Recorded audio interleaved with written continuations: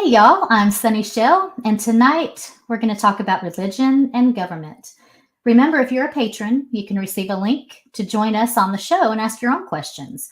We love your questions and we try to answer them all, but super chats take priority. So sit back, buckle up, and let's get to the sunny spot on Skeptic Haven.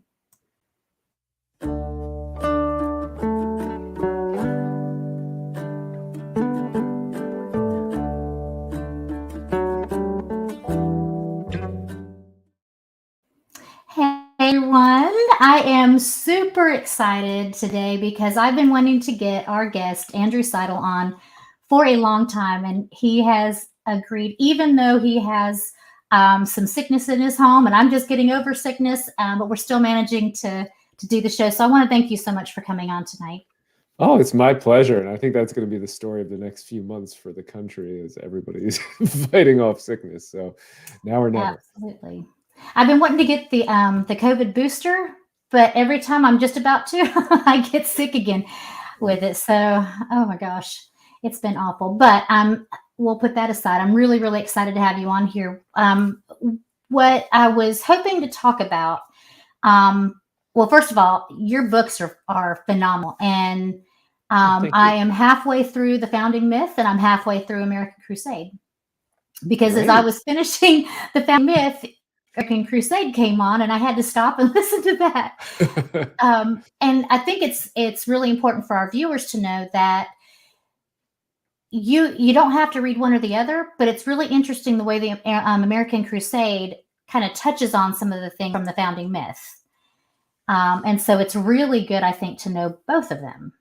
Yeah, I think they pair really nicely together. I mean, the Founding Myth it's the history. It's where we've been, why we were created the way we were as a country, what foundation we were built upon, how we've strayed from that foundation. And American Crusade is sort of it's the culmination of how far Christian nationalism has really pushed this country. And the subtitle of The Founding Myth is Why Christian Nationalism is Un-American. And I think right now we are really getting a taste of that for the first time. I think you're right. And I knew that you were right before I read your books, but reading your books really put a spotlight on it, kind of defined it a little bit more. I was talking to a coworker about it, and I was telling her she has to read these books, and that what they do is they take like pieces that many of us know, and it puts them together and makes a picture that is more than a picture. It's like a mirror, because we're seeing exactly what America has become because of the Christian nationalists and how their movements to take over things like the judicial system and the Supreme Court have managed to put them in a position of power, in spite of the fact that Christian nationalism is a major minority view in this country, even among Christians. Yeah. I mean, I'm really glad to hear you say that, because that is one of the things that I tried to do in both of the books, really. And it's one of the things that I think is the through line between the books. Our side tends to be reason and data driven and logical and think that we are, and we'll focus on arguments, and we'll say, no, we're not a Christian nation because of the Treaty of Tripoli, or no, we're not based on the Ten Commandments because of X, Y, and Z. Or we'll get into the weeds in one of these cases that the Supreme Court is deciding, and talk just about the football coach imposing his prayer on other people's children at the 50-yard line and why that's wrong. And I think sometimes we don't necessarily do the best job of that. For instance, we should not treat any of those things as one-offs, right? Mm-hmm. The claim that America was founded as a Christian nation has no historical basis whatsoever. It is an attempt to claim the country in the here and now for Christians who are trying to seize power and legislate their Bible into our secular law. That's all it is. It is an attempt to mask this hostile takeover of our government by Christian nationalists. And we see the same thing at the Supreme Court, where we talk about these cases as though it is one case at a time, and we treat them as though the legal issues involved in them are individual, but these are not. That is not what we have happening right now. What we have happening right now is an orchestrated, deliberate crusade to weaponize religious freedom, to turn this universal freedom into a weapon of Christian supremacy. And it's organized, it's incredibly well funded, and it's collaborative. We have these groups that bring these cases to their friendly justices on the Supreme Court, and then those justices knock the cases down. It's a collaboration. And when we talk about the cases as one-offs, or when we talk about these arguments as one-off, oh, well, In God We Trust wasn't added until 1860s to the coins, 1950s when it was adopted as the motto, things like that. Those are important and those are good, but we have to talk about them in the overall context of these are people who are trying to impose their religion on all of us by using the power of the government. They are abusing their power, and that is fundamentally un-American and not what this country was founded about. Yeah, and they've been they've had the long game in a sense. So I think one of the problems with the left is that because we're such a big tent, we have all of these different views, and we're open to discussions, and so we don't have like a central unifying thing that can push things through. And the right, on the other hand, has ways of really having kind of a monopoly on thought on that side. So, and religion is probably the largest tool that they use. When I was in college getting my degrees, we talked about Leo Strauss and how he, really started this movement of having, three things that that can unify the base, and find those, figure out what that is. And it's been guns, God, and abortion. I think also same-sex marriage came in and LGBTQ has kind of come in as kind of a fourth leg of that. But, we've talked about how this has been going on since the 50s. It's been they've looked at the long-term goals, and we can talk about things like gerrymandering and those type of things. But I don't think that even those of us who are political scientists and who are very much interested in looking at things, I don't think we really fully realize just how manipulative that they have been. The fact that Trump got in at all is a kind of a long game that they put in. They were getting that to where, and then from that, the Supreme Court, he was just a puppet to get them to get all those justices in and all across the country. So I wanted to talk about that because, first of all, we have the Supreme Court, but it's not just the Supreme Court. It is justices across the country. Can you talk a little bit about that? Yeah, so depending on what level of the courts you're looking at, and I haven't updated these numbers for the last year of Biden's judges, so I'm going to be a little vague here, but somewhere between a quarter and a third of all federal judges, again, depending on which level you're looking at, are Trump judges. They were jammed in by Mitch McConnell, Donald Trump, with much assistance from Leonard Leo and the Federalist Society. That is a huge influence that they have on American law. There are entire circuits. We have different circuits throughout the court. Those are the appellate level federal courts that have been, the balance of power was tipped in favor of Trump. We have now a conservative pipeline that runs from a couple districts in district courts in northern Texas, all the way up through the Fifth Circuit, right to the Supreme Court, which is how you get decisions like the Texas SB 8 decision, which essentially that's the one that allowed mob rule over the womb. And that is a pipeline that has been used for all kinds of terrible nationwide decisions involving everything from Obamacare to the stay in Mexico policy. You name it, this pipeline has been used to instigate conservative political change by tapping these conservative federal judges who have been given lifetime appointments. And this is part of this full-on assault by this rich, powerful network that I detail in American Crusade. And it does go all the way up to the Supreme Court itself, where you have 3 justices there on the Supreme Court who were put in place by Mitch McConnell, Donald Trump, and Leonard Leo. And, I think you're right to at least mention these lower courts, because I think a lot of people don't realize is that McConnell did not give Obama any judges during his last 2 years in office. So he wasn't just blocking Obama's judges. He was saving all of those vacancies so that he could put conservative activist judges in its place. And they're not doing this. They're not holding open these seats. They're not jamming through their conservative judges, because they are just looking to put in impartial jurists who will decide cases according to the law. They're doing it because the people they're appointing are going to do the exact opposite of that, right? If all you care about is having an impartial jurist, you don't hold open that seat. That's not what they are looking for. They are looking for conservatives who will decide cases in line with conservative Republican politics. And that's what they have gotten from the Supreme Court all the way down. Absolutely. And I mean, I saw with McConnell how he blocked Obama's, oh, hey, Secular Rarity, nice to see you.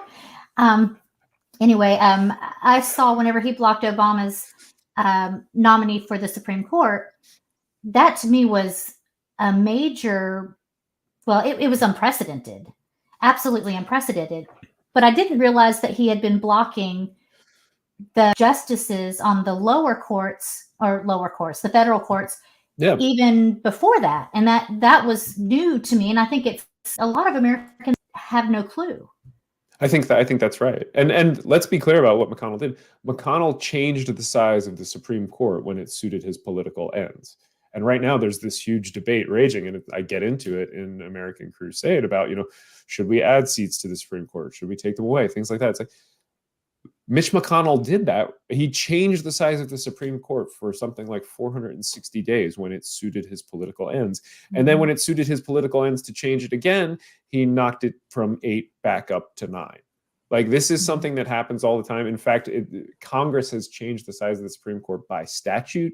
The average is something like every 36 years that has happened, though it has not happened a lot recently. It used to be quite common.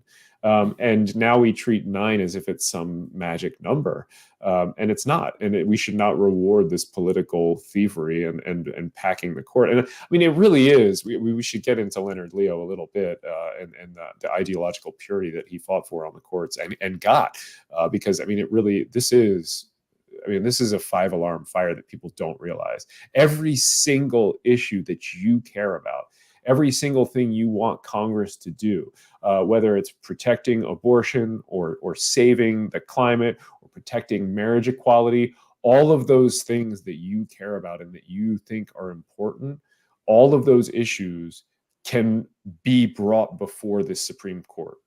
There's a conservative lawyer out there who can orchestrate a case that will take that issue to this Supreme Court, and this Supreme Court wants to decide these cases. Absolutely. One thing I've been concerned about is it's not just same-sex marriage. It's not just abortion. The things that I've been concerned about, and you can tell me if I've been a little bit too alarmist, but I feel like that you open that gate, that door, and then you have interracial marriage, but you also have women's rights across the board, even women's rights to vote. Because even the right for women to vote they have to vote on that every so often. I can't remember how, because it's not like it's put in like the Voting Rights Act itself, like the Civil Rights Act. I don't remember what it is, and I'm sounding stupid right now, but there's something about women's voting that is not set. It's like we could lose that. And I feel like this court wants that to happen. I mean, that's in the 19th Amendment. The previous rights that you mentioned, abortion, contraception, marriage equality, be it LGBTQ or along racial lines, those particular rights are not I'm going to get a little lawyerly here, even though I do not do this in American Crusade, folks. Those are based on something called substantive due process. All that means is that they're not specifically enumerated somewhere in the Constitution, right? Right. The First Amendment says you have a right to free speech. You don't have a right to contraception written down in the Constitution. You don't have a right to marry written down in the Constitution, but clearly you have that right. And the Ninth Amendment says just because a right's not written down in the Constitution doesn't mean that people don't have it. And there are a lot of ways that you can kind of interpret the fact that these are rights that we might have, that might exist, and that might be under the protection of the Constitution, even though they weren't explicitly named. And this is actually one of the things the founders were worried about. James Madison in particular, and Alexander Hamilton were really worried, like, if we write out all of the rights that people have, later on, people are going to come and say, well, if it's not explicitly included in that list, then it doesn't exist. And that is what a lot of the federal judges and the Supreme Court justices, the conservative ones, are doing now. That is what they did with abortion. And then they did this bullshit history and tradition that was just so cherry-picked and biased and insane that it makes no sense whatsoever. But point being, though all of those rights are, I think, at risk. And in a way, the end of Roe was just the beginning. I mean, not to say that it's not a terrible, awful beginning. It is.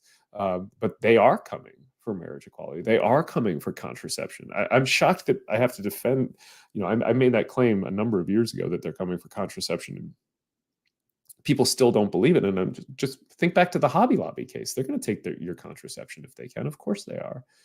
They're coming for marriage equality, and I do not see how a court says, and we can get into this with the Masterpiece Cake Shop case and the 303 Creative case too.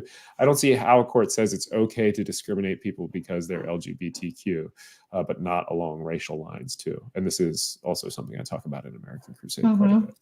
Yeah, I thought it was very fascinating. So we have a question from our chat that I'm going to showcase, and then I wanted to get into the Leo for a bit. Sure.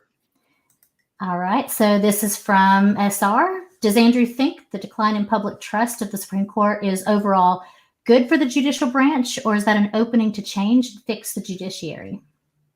I think both of those things. I think it is good. I think it reflects reality. I'm actually surprised it's as high as it is, even though the numbers are the worst they've ever been. If you look at the data sets on those and the sort of the crosstabs and the breakdowns, it's white evangelicals are the ones who support the Supreme Court nowadays, and most of the rest of the country has a slightly different view.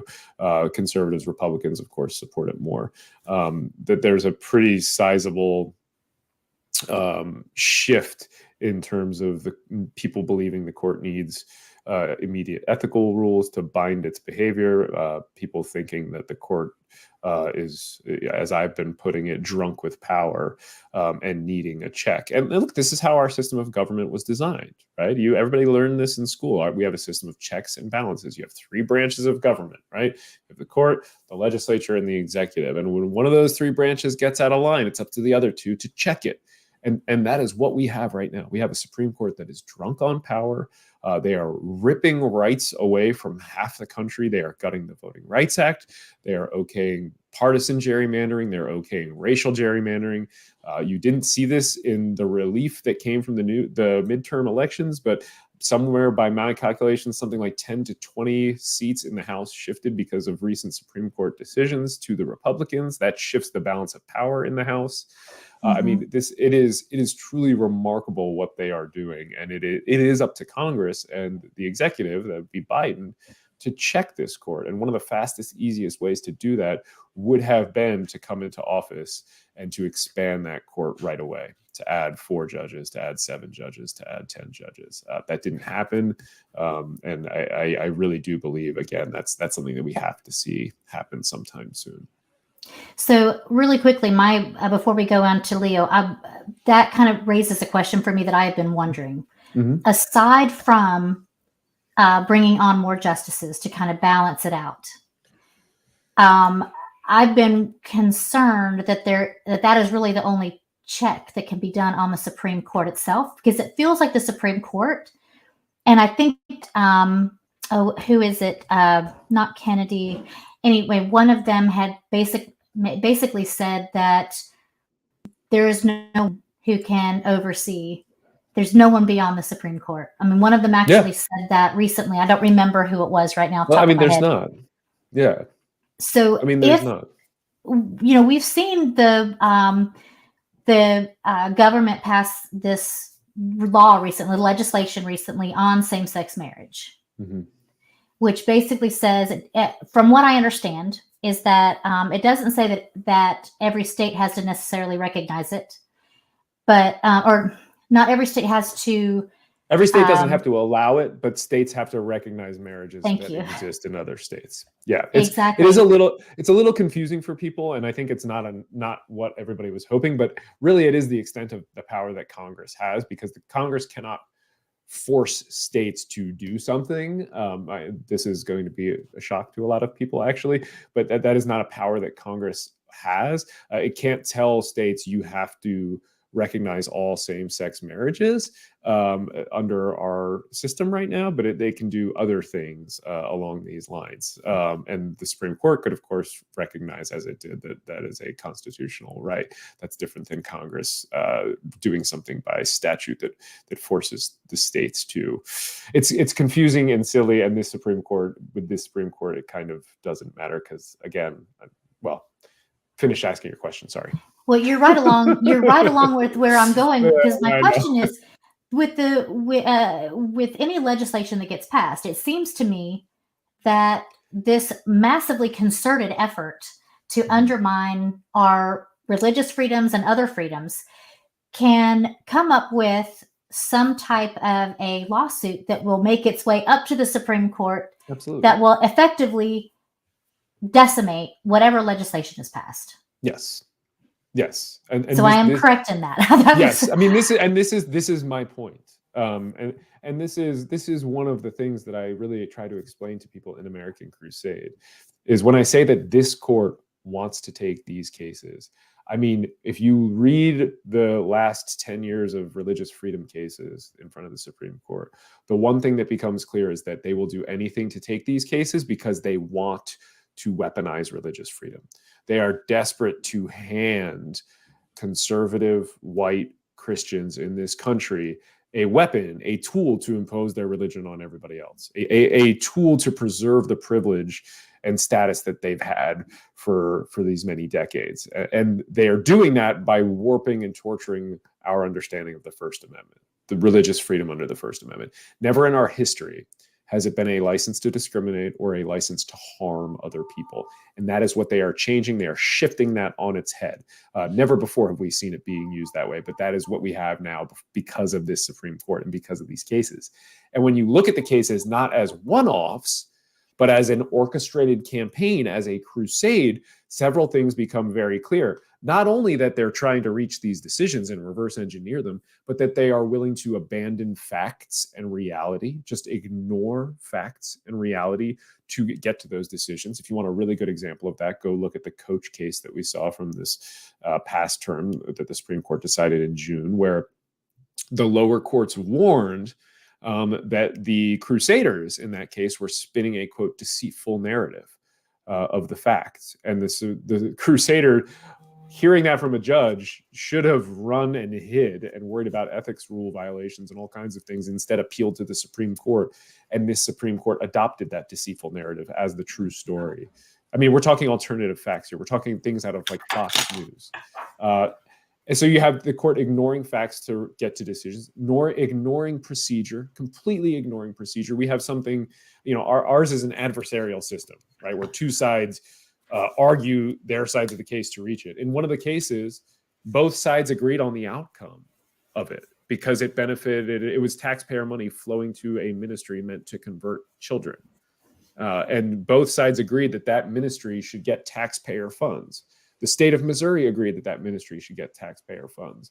And the question was, should the ministry get taxpayer funds under the religious freedom clauses? So there's no case there because there's no argument. Everybody in the case agreed. The Supreme Court never should have heard that. And instead, the Supreme Court heard it and decided in favor of the ministry. So you have a court that is desperate to take these cases, that is willing to take these cases, that is willing to do anything. And if they had their sights set on religious freedom and the wall of separation between church and state, and they've essentially accomplished that mission, they are turning their eyes to other things. They've already accomplished overturning Roe. What are they going to be coming for next? And if they're willing to do that in these other areas of the law, of course they're going to be willing to do it when it comes to marriage equality. Of course they're going to be willing to do it when it comes to Voting Rights Act. Of course they're going to be willing to do it when it comes to environmental protection and every other issue that you care about. Of course they are. Right, because it is the main demographic on our court is white Christian males. And that's what they've even gone so far as, I think Scalia was the one who practically came out and said that he is for white Christian men to get back their power, not in so many words, but in some of the things the opinions that he wrote, which is kind of scary. But let's talk about how we got here. Which I also think, I think you can listen to Alito's speech. He gave a speech in Rome at a religious freedom forum put on by Notre Dame Crusader. I think if you go listen to that, there's a lot of that in the speech that he gave. A lot of, I'm tired of not being given the deference that I once had and that my religion was once due, and I want that deference back. And it's really got a lot of those kind of vibes in that speech. So if people are curious what you're talking about, I'd suggest going to listen to that. Absolutely. It was right after he overturned Roe. It was his first public appearance after Roe too. So, which is fascinating because I haven't heard all of those. I haven't read a lot of the opinions that came down or heard a lot of their speeches at different universities and groups and so forth. But in your book, you have detailed some of them. And again, it gives us a very stark picture of where we're at. So how did we get here? What is the beginning of all of this, and how did they do this?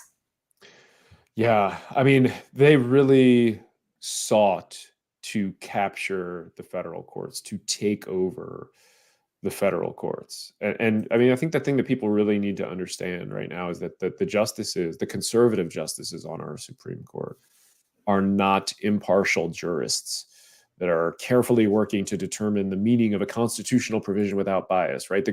You don't pack the court to put impartial justices on the bench. I've made this point already, but it's worth making it again, right? If they were after impartial jurists and justices, they wouldn't have blocked Merrick Garland and made the Supreme Court an election issue. They just wouldn't. These ultra-conservative justices on our Supreme Court are crusaders too. And we got here because basically of a guy named Leonard Leo. Leonard Leo is sort of universally recognized as the man who orchestrated the hostile takeover of the Supreme Court. And a former employee described Leo's mission like this. He said, quote, or Leo, quote, figured out 20 years ago that conservatives had lost the culture war. Abortion, gay rights, contraception. Conservatives didn't have a chance if public opinion prevailed, so they needed to stack the courts. And so that's what they did. And it's really crucial to pay attention to the anti-democratic admission and goal inherent in that quote, right? Because if they didn't stack the court, the majority would rule. That's what they're worried about. So, they're worried that if they don't pack the courts, democracy would work. Right. And we know that overall Leo's groups spent something like $540 million packing the court from 2014 to 2020. This summer, news broke that Leo's newest group raised $1.6 billion. That is billion with a B. That is $1 billion more than they spent capturing the court, and they got that in a single donation. And you mentioned the cases from this term, but you'll learn all about that new donation and the latest cases in the update that's already released for American Crusade. So as cases come out, I'm updating the book on my website, and then it'll go into the next printing as that happens. But so if you bought a copy of the book, you'd be able to get that update on the website. And Leo's job was to put together lists of conservative lawyers that would make good conservative judges. And that job he was described as the, quote, monitor of the nominee's ideological purity. Right. So this goes to what you were talking about earlier. Like, one of the problems with the left is that we're a big tent. We welcome everybody in. We like to debate where we ought to be, how we ought to get there. Whereas the conservatives are just single-mindedly focused on attaining power at all costs. And that's why you have Leo as the, quote, monitor of the nominee's ideological purity.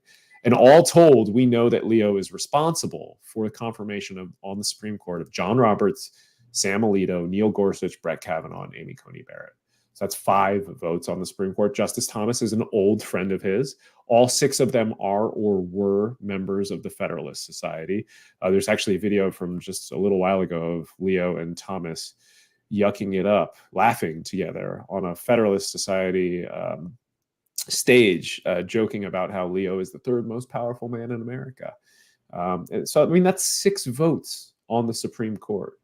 And Leo is personally responsible for choosing 5 of them and choosing them for their ideology. And it is this crusader ideology. It is this ideology that is bent on weaponizing religious freedom, on giving conservative white Christians that weapon to regain or retain their lost power and status and privilege. Do you think that the central, what's the word I'm looking for, that their agenda is actually about furthering Christianity, or is it for them about maintaining power and using Christianity as the tool? It's a really good question, and one that I really asked a lot as I was writing American Crusade. I mean, I really wanted to answer the why question. Why are they on this crusade? And I'm pretty positive that it is largely a backlash against equality realized. And you can see it in that Leonard Leo quote, of the anti-democratic quote there, right? Conservative white Christian America, that their status as the dominant group is gone, right? They've lost the privilege and the power and the deference, which, like Alito, they wrongly believe they are due. And we know that when a dominant group or caste in a society feels threatened or feels left behind by circumstances, that it reacts, or it actually overreacts in ways and seeks to retain that status. And that is why we're seeing these sort of death throes in the last 5 years. That's why we're seeing them turn to Christian nationalism, why we're seeing them turn to these so-called strong men like Donald Trump, why we're seeing them turn to violent insurrection on January 6th. And it's also why we're seeing them try to weaponize religious freedom. And there are some really fascinating studies that back this up that I get into a little bit in the book. There's one study from 2021, it was a survey, and it found that simply mentioning the changing religious demographics in America elicited a threat response in Christian nationalists and Christians, and triggered this defensive political stance among them. So simply acknowledging the shifting demographics created a feeling that their religious freedom was threatened. And it actually pushed them further into Christian nationalism and more towards Donald Trump, which tells us that they conflate demographic loss with a threat to their freedom. And that's really fascinating because it suggests that they fundamentally misunderstand religious liberty as privilege, that they believe freedom means enjoying the trappings of their dominant status. And so the crusade that I talk about, the actual legal cases that are decided by the Supreme Court that are part of this quest to remake a protection into a weapon for maintaining this dominant group status, that's what we're looking at here. And if you pay attention in the case, the expansion of equality and the withering religious and racial hegemony is the contested territory in many of the religious freedom cases that are covered in American Crusade and that the court it decides. I mean, the short version is, I like to say that conservative white Christian America is dying a slow demographic death and rebelling. They are raging against the dying of their privilege. And so they declared war. And that's the crusade.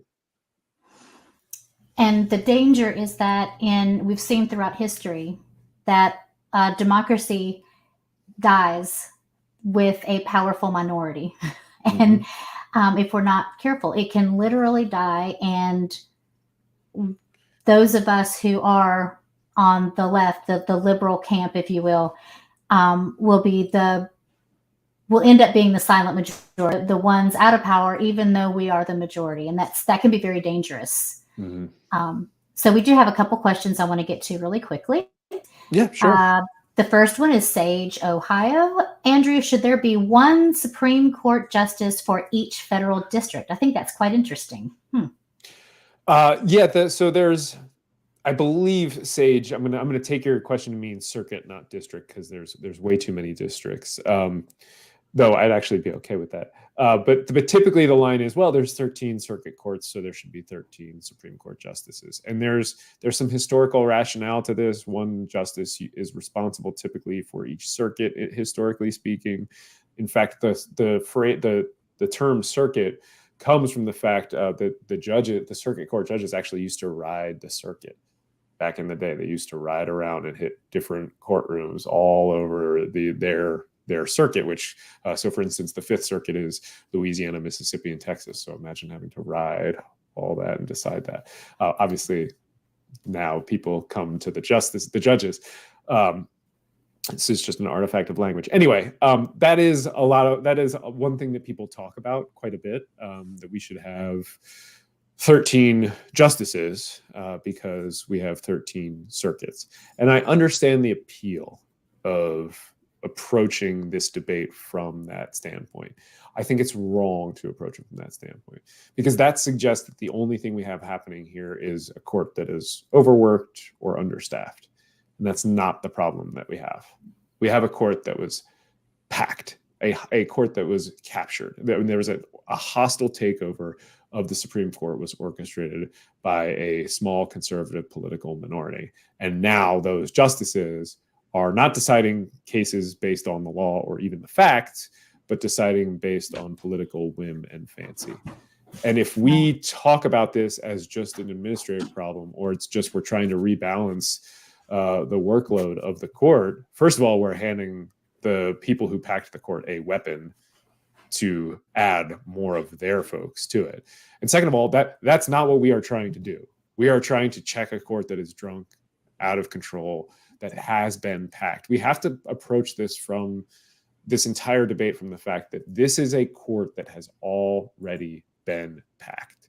I mean, you start from that position and all of the issues in this debate become, I think, significantly easier. That imbalance is where we have to begin the debate when it comes to this. We in an ideal world, we would have an apolitical court, but that is not what we have. And we cannot ignore that reality. This is not a fair court. This is not an impartial court. This is a packed court captured by an extremist wing of the Republican Party. Hell, 3 of the justices on this court were on the team that litigated Bush versus Gore. Barrett, Kavanaugh, and Roberts, right? They stole 2 seats to pack the court. They spent $540 million to pack the court. They overrode credible allegations of sexual assault to put a person on the court. They politicized an institution that is supposed to stand for impartial justice. And now they are expecting that reputation to stand in the face of their political decisions. So we shouldn't politicize the court, but we shouldn't refuse to admit that it already has been politicized.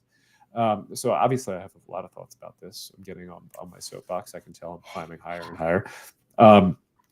I do think we need at least 4 more justices on the Supreme Court, but I don't think we should try to argue on the basis of, well, we need just as many justices as there are circuit courts. And I'll say one more thing on this point. That is what FDR did back in the whole switch in time in the Save 9.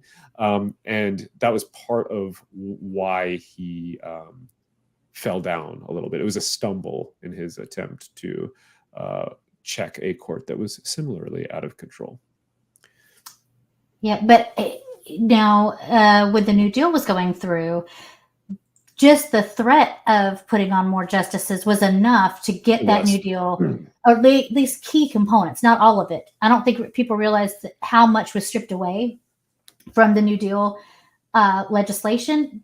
but it at least got some of the biggest things through because of that threat It of did. putting on more justice. That was what changed the minds of two of the conservative justices. It was what flipped the court and got them to backtrack on a lot of their conservative. But there was a moment there where FDR sort of hesitated. I'm trying to remember. I can't remember the name of the book. I'll have to go back and look at my library catalog to find it. But it was really fascinating, where FDR essentially tries to say, well, the court has talked about how overworked it is. So I'm not doing this because the court is, gutting the New Deal and making it impossible for me to govern. I'm doing this just because the court is over. And then you have the Chief Justice coming back and saying, no, we're not overworked. Look at all this stuff we've done, and we don't need anything, and it took away from, by trying to make it into something that was apolitical, it hindered FDR a little bit there, even though he did get to the result he wanted in the end, and did so, as you pointed out, without having to back the court. Right. Yeah. Gosh, there's so many things I want to ask, but I'm afraid I'm going to go up on so many tangents that we won't get back, because Wes has a couple really good questions, but I feel like they're best wherever you want to go. End, because his questions are more about what we can do to turn this tide, and there's a little bit more to what he has to say. But I want us to first get into some of those cases that kind of built on this and allowed us to get to where we are, in a sense, because I was shocked as I was through your book, as I was reading your book. It wasn't just, I think a lot of us remember the Masterpiece Cake Shop as kind of, that was the turning point, but it really wasn't. There were others before that had a big impact and kind of opened that door. And I wanted to kind of talk about some of those. Yeah. As far as how we got here, we talked about how we got here as far as the Supreme Court being hijacked and the long pull that Leo had to kind of make this happen. But then there's a second way through that of deciding these court cases and how it's really devastated us in a way that most people, I would say the vast majority of people, don't understand or recognize. So I'd like to go into that. Let's talk a little bit about that.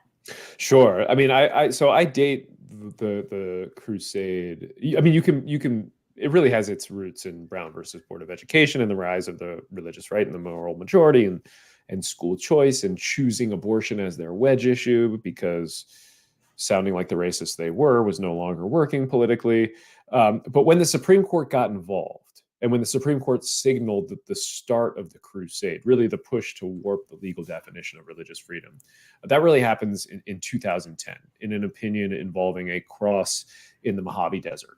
And the Crusaders, the legal groups that make up this billion-dollar shadow network, groups like the Alliance Defending Freedom, the American Center for Law and Justice, Becket Fund for Religious Liberty, Liberty Council, First Liberty Institute, they heard the message in that case, and the floodgates opened. And they filed lawsuit after lawsuit after lawsuit. They stoked that fear of status loss. They raised billions of dollars, and then the Crusaders come along and set up these cases, and the conservative justices knock them down.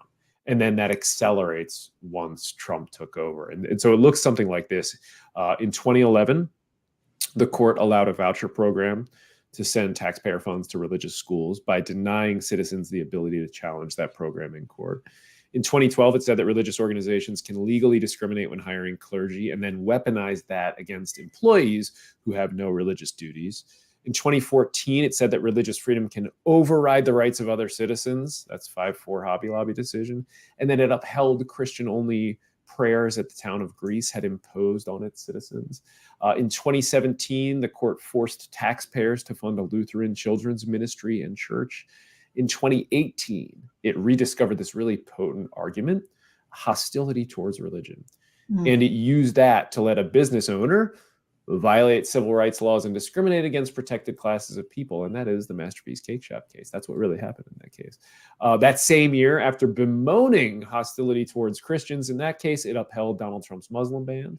And then in 2019, it abandoned the need for any kind of sham remedy that we saw in the 2010 case. And it just straight up said that a massive Christian cross on government property doesn't violate the constitutional separation between state and church. In 2020, it continued to abandon all pretense, and it said that taxpayers must fund religious schools, 5-4, another betrayal of America's founding principles. Then late that year and into the next is when it began striking down public health measures in the name of religious freedom during the middle of the pandemic. And I mean, it gets worse from there. In 2021, the court, using just a phalanx of legalism and jargon, unanimously held that the Catholic Church could discriminate against a minority in the name of God while performing government functions with taxpayer funds. We're talking about vetting foster care families. And then just a few months ago, it forced Boston to fly a Christian flag over its city hall, something that a Christian nationalist organization wanted to do. That's the same flag that the insurrectionists carried on the floor of the Senate on January 6th. It, of course, abolished religious freedom, imposing one narrow religious viewpoint about when life begins on the entire country. It forced taxpayers to fund religious indoctrination at bigoted Christian schools, and it allowed a coach at a public school to impose his personal religion on other people's children. So, I mean, that's just the last decade of religious freedom at the Supreme Court. And if that sounds to you, wait, what? I don't remember. Yes, no kidding. American Crusade tells you what happened in each of these cases and explains what the court got right and what it got wrong. You know, I dive really deep into each of the cases, and I like to do that in book talks from time to time, but I think, you know, focusing on one case tends to send the wrong message, because it's not about that one case. It's this full-on assault by this rich, powerful network. All of those cases are connected, just as all of the justices are connected to the Crusaders. It's all one assault. But if you want to learn more, there it is. It covers it in depth. It's got it all right there. It's absolutely one of the most fantastic books I've ever read. Thank you. And now I thought the founding myth was this one, because, well, like I told you, I think I told you before when we were in the backstage, those books, you could read either of them separately, but if you read them together, not literally at the same time, but if you read both, there is a crossover between them. You really get a much better picture of the problems that we're seeing. And I want how you dove into these cases in the Crusade. And the one that really, well, that's actually two that stick out for me. And one is the Church of the Lukumi Babalui. I don't know if I'm saying that right. You are, that yes. one. And then, yay. And then the other one is about the Employment Division v. Smith. And both of those, first of all, I had never even heard about, but they were very impactful. The second thing is you talked about how you dove into what the Supreme Court did right and what they did wrong. And I was actually surprised about that. I was surprised about what they did right and what they did wrong, because in some ways, like especially with the Employment Division, I was surprised that what they did right was right until you went into more detail. Yeah. I was like, it's very, and I want people to actually get your book, but maybe if you could just give us a little teaser, because those two I think were quite interesting. Maybe people might want to know a little bit more about that. Employment Division versus Smith is one of the most misunderstood cases in American law, I think. And at its heart, the premise is very simple. It's should a private addiction recovery organization be allowed to require of its counselors that they not use drugs? And if a drug counselor uses drugs, can that addiction recovery organization fire that drug counselor for cause? And if you ask people that like that, 99% say, yeah, that's fine. Now, we could get into the whole merits of like, yeah, well, so, that's not the proper way to do addiction recovery. Fine. Like, we could do that. But like, it's within the organization's right to say drug counselors here can't use drugs. Right. It's a pretty uncontroversial premise. And that's really the heart of that case. You had two drug counselors who used drugs. They knew they weren't allowed to. They were fired for cause for using those drugs. And because they were fired for cause, they couldn't collect unemployment insurance, which is a rule in a lot of jurisdictions.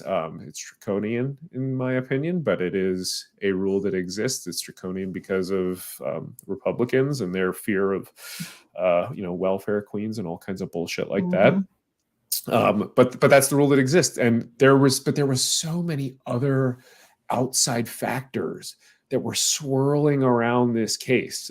Everything from the shitty way that the Supreme Court had historically treated Native Americans and indigenous peoples, just outright racism, really just awful stuff that leaked and leached into that opinion. It's such a fascinating case, but I promise you, especially if you know what I'm talking about, if you've heard of this case, there's so much that you don't know about it, and so much that you do know about it is probably wrong. Right. Yeah. It's been cited in a lot of things, but in the wrong way. Yes. And that's what I found was fascinating. It's like, oh, we have been completely manipulated. Yeah. And that's the sad part, I think, in a lot of these cases that I try to get at. And you see it with the Masterpiece Cake Shop case now. You see it with the Coach case now. I mean, it really is. It's sad how poorly we as a I will say I think I'm not one to blame the media for a lot, but I think that the media is a little bit to blame here because it prizes balance over truth. Is generally, but especially when reporting on legal issues involving religion.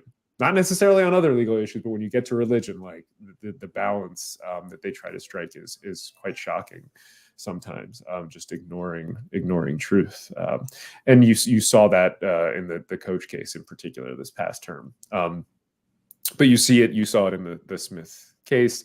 And then the Lukumi Babalu I case that you mentioned is just this crazy case. The city of Hialeah wants to run a church, a Santeria church, out of town, and just outright hostility towards this church. And you have city councilors and members of the police department saying things like, "What can we do to stop this church from opening?" and all this stuff, and just outright vicious hostility and true religious bigotry. To the point where it has become the textbook case for what religious hostility looks like in this country. And really, I've actually written a religion and law textbook. It's on the bookshelf back there behind me. Like, it's the only case that we had on that hostility. And it wasn't until Justice Alito is like, oh, well, I could say that people are being hostile to Christians in that same way. And that will give me a lot of rhetorical power, and it'll bend the media to bring them to my side and give me and it worked. And that's what they've been doing in a lot of these cases. And that's what they did in Masterpiece Cake Shop case. Eventually they said that the Colorado Civil Rights Commission was hostile to this poor baker's religion, to his Christianity, which was actually completely a lie. It was they manufactured that hostility to reach that conclusion. So anyway, but it's a really fascinating, and even if you think you know this area of law, even if you think you know these stories, I promise you don't. And that whole story is like something out of a Carl Hiaasen novel. There's so much underlying that one. I actually listened to. I have it on Audible. Both of the books on Audible. I have about a 40-minute car ride back and forth to work. Oh, I love audiobooks. They're the best. They're the best. And thank you for having them on Audible because not a lot of them do that, or they it's very much delayed, and you tend to do it like right with the release of the book, and I think it's just awesome. So thank you. But I had to listen to that one in particular like 3 times because it was so fascinating, and it was so like, wow, what did you say? Yeah. And I'll just say we're getting close to time, so I'm just going to say this really quickly, and then I want to go into the last thing. And I'm just going to leave this as a teaser. The underlying issues on that case were completely surprising and went in a turn that was not expect. And yeah. If there, for no other reason, you need to get that book so you can find out what it is, because it will blow your mind. It's not you think, whatever it's not. It was completely wow. What the underlying things. I mean, it was, you almost think about mob boss is what I kind of, Yeah. but that's what I will leave it there. It's quite fascinating. So what I'd like to do, I know that you only have an hour. And so what I'd like to do just for the last few minutes is kind of go with what Wes's question was. So I'll put it up. What can be done to stop or to reverse or help these problems? Is there a solution? And I think what I'm thinking about specifically is what can we as American citizens do, not just what the government to stop this. What can we all do? Yeah, I mean, one thing I think is I really would encourage people to look into the case for expanding the Supreme Court, understand it, and arm yourselves rhetorically to have those conversations, which is one of the things I do try to do in American Crusade, particularly at the end. And that there are more concrete solutions that I get into in that book.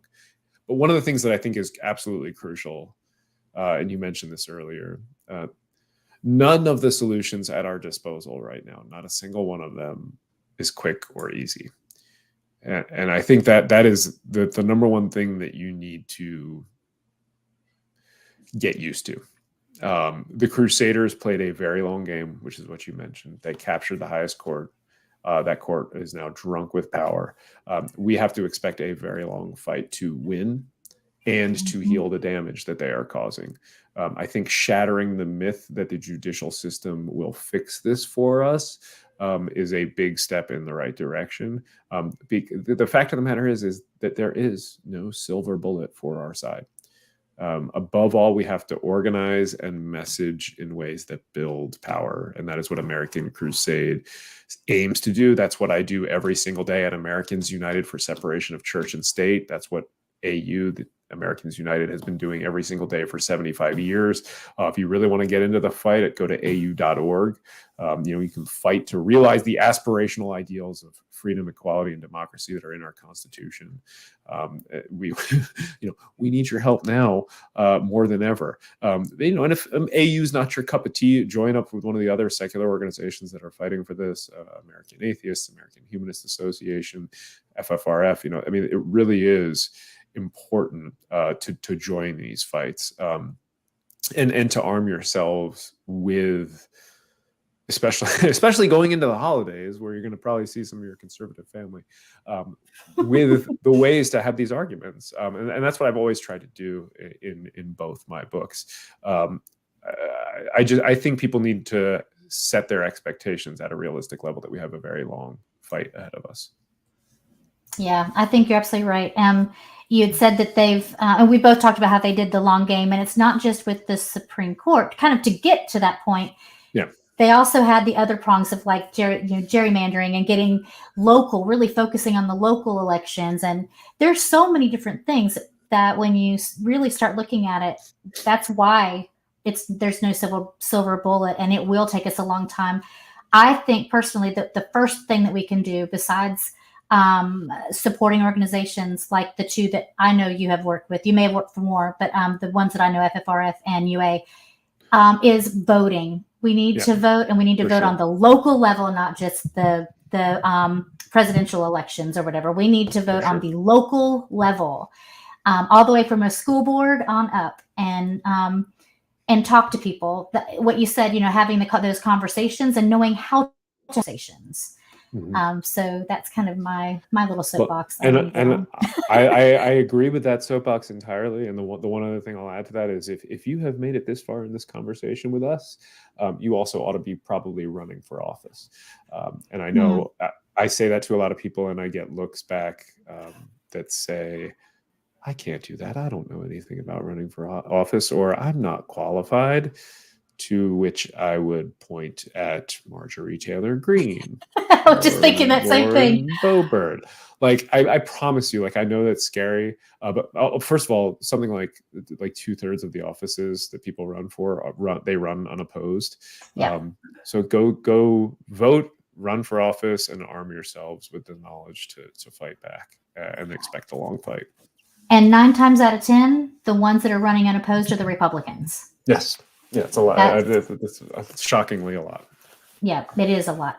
So I want to thank you for coming on, because I want to hurry up and get done, because I know you have to go. You have sick people, and I understand that. I want to thank you so much for coming on. It's my pleasure. Behind the stage that I've been wanting you on for a long time. I want to thank Correa, because if it wasn't for her, we wouldn't have had you on. She was the one who was able to. So Correa, thank you so much. If you have enjoyed this type of conversation and you would like to see more, please remember that the best things you can do is like, subscribe, hit the bell, share this, share it with others, have those conversations. You might want to join our Patreon. With our Patreon, you get special perks. Like if you wanted to ask Andrew a question, you could ask us for the link and we'll let you come in and you could be sitting right next to us and you can ask him a question. So think about doing that.